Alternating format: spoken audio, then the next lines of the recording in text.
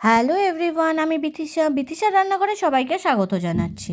আজ যে recipe share করব সেটি ভাত বা রুটির সঙ্গে খেতে খুবই ভালো লাগবে। রেসিপিটি হলো মটরশুঁটি বাটা দিয়ে নিরামিষ নতুন আলুর দম। তার জন্য প্রথমে নতুন আলুগুলো খোসা ছাড়িয়ে কেটে নেব।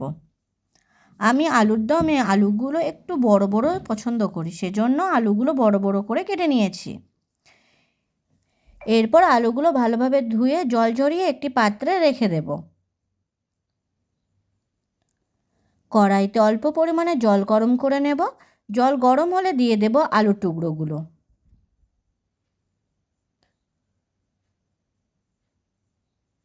সিদ্ধ হওয়ার জন্য রেখে দেব। অন্যদিকে মটরশুঁটি বেটে নেব।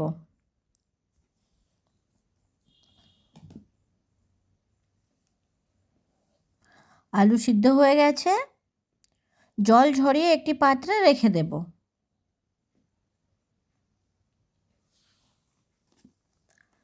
কড়াইতে পরিমাণ মতো তেল গরম করে নেব।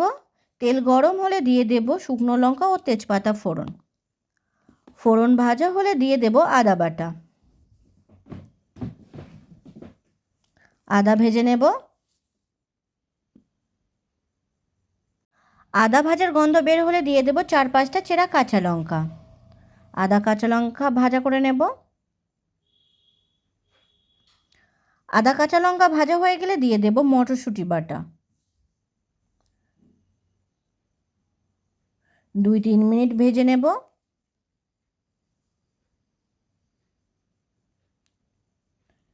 দিয়ে দেব পরিমাণ মতো লবণ আর দেব পরিমাণ মতো হলুদ। 3-4 মিনিট কষে নেব।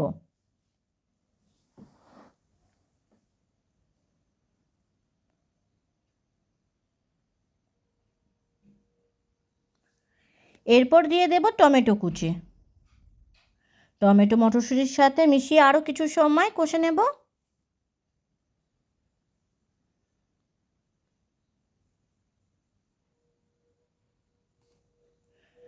টমেটো গলে গেছে, এরপর দিয়ে দেব জিরে গুঁড়ো,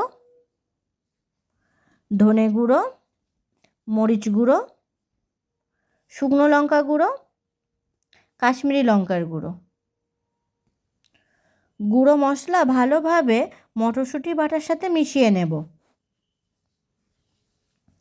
অল্প পরিমাণে জল দেব, মশলা যেন না পুড়ে যায়।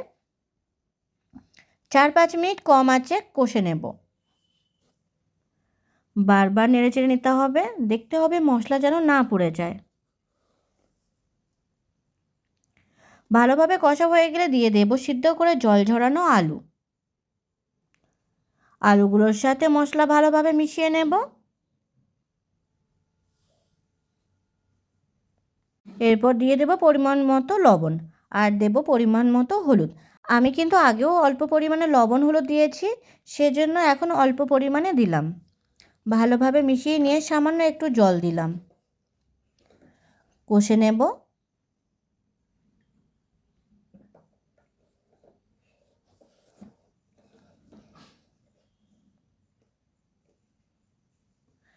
চার 5 মিনিট ভালোভাবে কষা হয়ে গেলে দিয়ে দেব পরিমাণ মতো জল।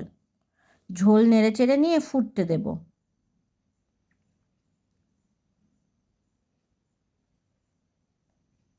ঝোল ভালোভাবে ফুটছে।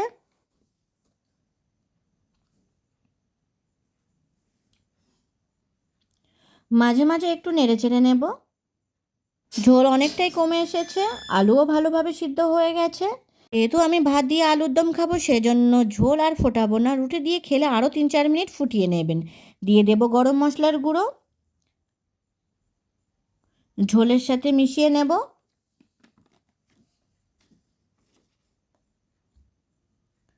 তৈরি হয়ে গেছে মটরশুঁটি বাটা দিয়ে নিরামিষ আলুর দম। ভিডিওটি কেমন হয়েছে অবশ্যই কমেন্ট করে জানাবেন। আর ভিডিওটি যদি আপনাদের ভালো লেগে থাকে তাহলে চ্যানেলটিকে সাবস্ক্রাইব করতে একদম ভুলবেন না। ধন্যবাদ।